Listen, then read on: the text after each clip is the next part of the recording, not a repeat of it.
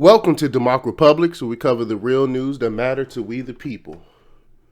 The Virginia Attorney General seems a little upset over those Second Amendment sanctuary proclamations. The State Attorney General of Virginia seems to have finally grown tired of the pesky counties and cities in his state passing Second Amendment sanctuary resolutions and would like to put the whole unpleasant affair behind him. But how does one do that? Why? By calling a press conference and issuing a proclamation, of course. Such resolutions are meaningless, according to the Attorney General, and will have no effect whatsoever. You have his word on it. According to the Washington Post, Virginia Attorney General Mark R. Herring, aka, as I like to call him, Blackface, issued an opinion Friday that there's no legal right to have Second Amendment sanctuary resolutions being passed in localities around the state in reaction to potential new gun control laws. Quote, when the General Assembly passes new gun safety laws, they will be enforced and they will be followed, Herring said in announcing the opinion.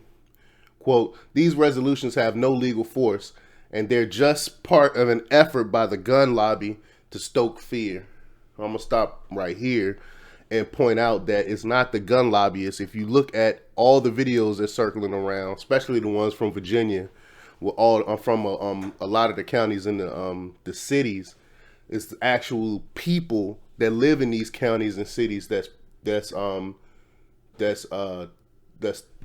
having these protests and speaking in front of the county boards and stuff like that, not gun lobby. He continues on to say that gun rights advocates say more than 110 localities have passed some form of the resolutions, which say that local agencies will not enforce any of the restrictions that they deem to be unconstitutional. And it's about 90% of Virginia counties and cities has passed resolutions.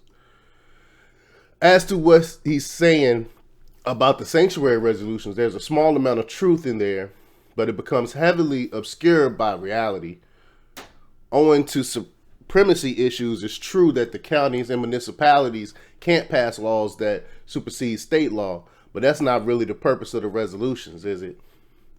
They aren't passing laws saying that something is legal when state law claims that it isn't. They're simply saying that they won't be expending the resources to enforce the laws.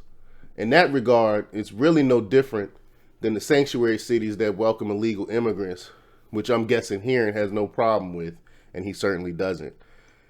They can't pass a law making it legal to be in the country without the proper documentation, nor can they stop federal officers from enforcing those federal laws.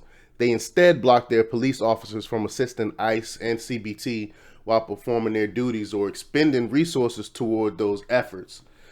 If the Democrats in Virginia state legislature pass laws these counties, towns, and cities believe to be unconstitutional, they simply won't enforce them. If the governor wants to send out the state troopers to every nook and cranny of the state to enforce the laws himself, that's his prerogative.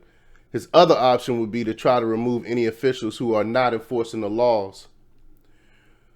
But that immediately turns into a massive can of worms, since he would be going after county sheriffs, executives, police chiefs, and or mayors. Most of them will have been elected by people who apparently like and support them, or were appointed by the same.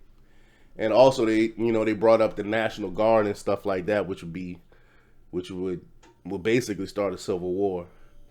If that's the case, then the AG and the governor will find themselves facing a rather hostile audience next November in parts of the state where they only barely squeaked out a majority in 2018. So Herring's words are filled with plenty of bravado, but it sounds like he has little or nothing to back them up, because he can't really force the police to go in and enforce these laws.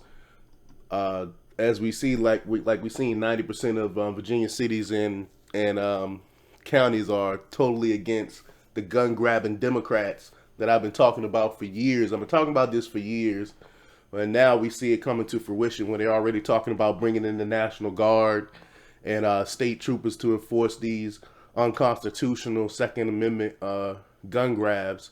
But let me know what you think. Leave your comments down below. Like, share, and subscribe. And check out DEMOCREPUBLIX.com for the latest in news. Until next time. We live in a really nightmare.